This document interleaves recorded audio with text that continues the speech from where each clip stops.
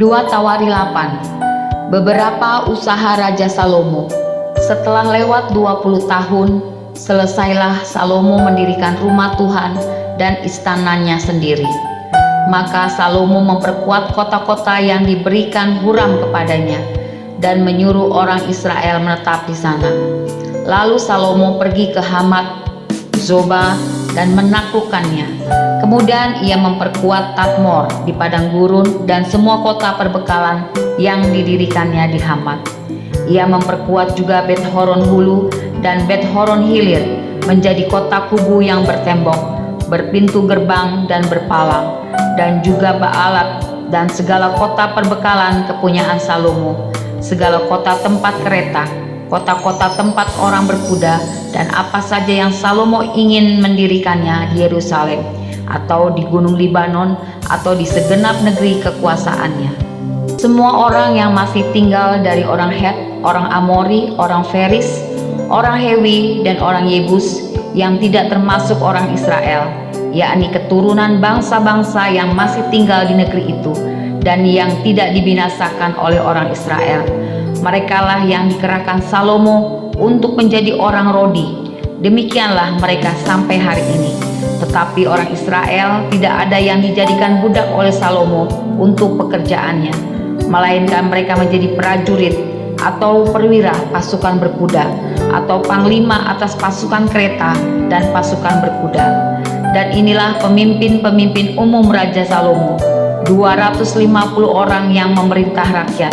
Dan Salomo memindahkan anak Firaun dari kota Daud ke rumah yang didirikannya baginya, karena katanya, tidak boleh seorang istriku tinggal dalam istana Daud, Raja Israel, karena tempat-tempat yang telah dimasuki tabut Tuhan adalah kudus. Lalu Salomo mempersembahkan korban-korban bakaran bagi Tuhan di atas mezbah Tuhan yang didirikannya di depan balai bait suci, sesuai dengan apa yang menurut perintah Musa ditetapkan sebagai korban untuk setiap hari, yakni pada hari-hari Sabat, pada bulan-bulan baru, dan 3 kali setahun pada hari-hari raya, pada hari raya roti tidak beragi, pada hari raya 7 minggu, dan pada hari raya pondok Daud. Dan menurut peraturan Daud, ayahnya, ia menetapkan rombongan para imam dalam tugas jabatan mereka, dan orang-orang Lewi dalam tugas menyanyikan puji-pujian dan menyelenggarakan ibadah di hadapan para imam setiap hari menurut yang ditetapkan untuk hari itu, dan juga penunggu-penunggu pintu gerbang dalam rombongan mereka untuk setiap pintu gerbang, karena demikianlah perintah Daud abdi Allah.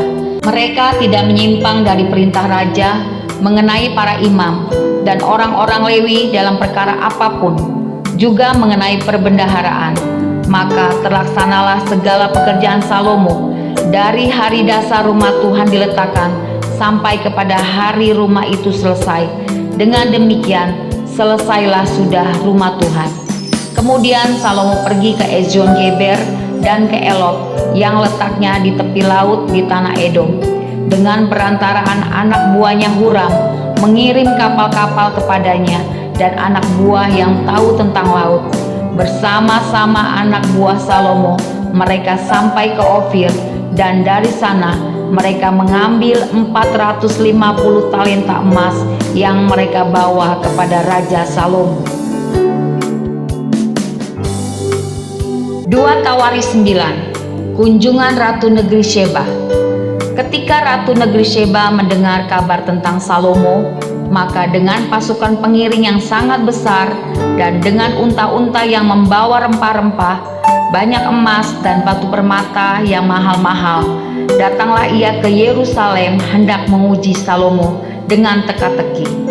Setelah ia sampai kepada Salomo, dipercakapkannya lah segala yang ada dalam hatinya dengan dia. Dan Salomo menjawab segala pertanyaan ratu itu. Bagi Salomo tidak ada yang tersembunyi yang tidak dapat dijawabnya untuk ratu itu. Ketika Ratu Negeri Sheba melihat hikmat Salomo dan rumah yang telah didirikannya, makanan di mejanya, cara duduk pegawai-pegawainya, cara pelayan-pelayannya melayani dan berpakaian, juru-juru minumannya dan pakaian mereka, dan korban bakaran yang biasa dipersembahkannya di rumah Tuhan, maka tercenganglah ratu itu. Dan ia berkata kepada raja, "Benar juga kabar yang kudengar di negeriku tentang engkau dan tentang hikmatmu. Tetapi aku tidak percaya perkataan-perkataan mereka sampai aku datang dan melihatnya dengan mataku sendiri. Sungguh, setengah dari hikmatmu yang besar itu belum diberitahukan kepadaku. Engkau melebihi kabar yang kudengar. Berbahagialah orang-orangmu dan berbahagialah para pegawaimu ini yang selalu melayani engkau dan menyaksikan hikmatmu. Terpujilah Tuhan Allahmu yang telah berkenan kepadamu sedemikian sehingga ia mendudukan engkau di atas taktanya sebagai raja untuk Tuhan Allahmu.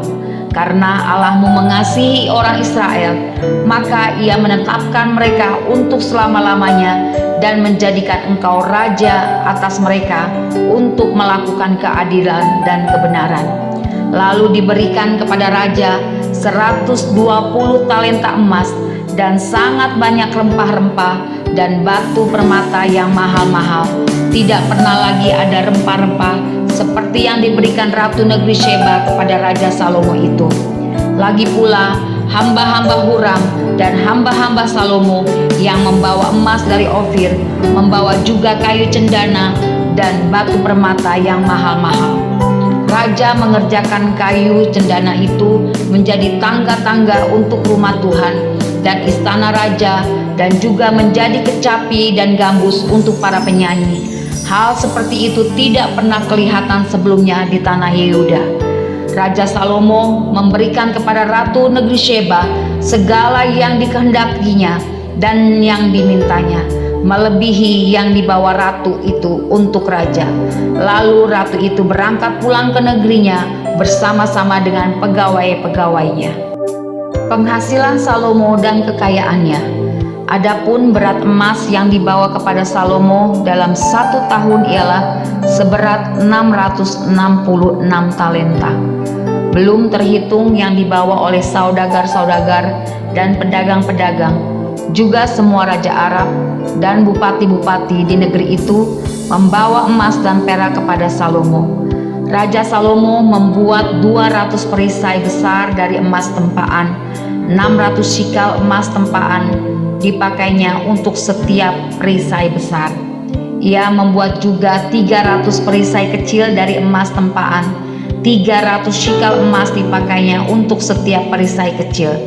Lalu raja menaruh semuanya itu di dalam gedung hutan Libanon.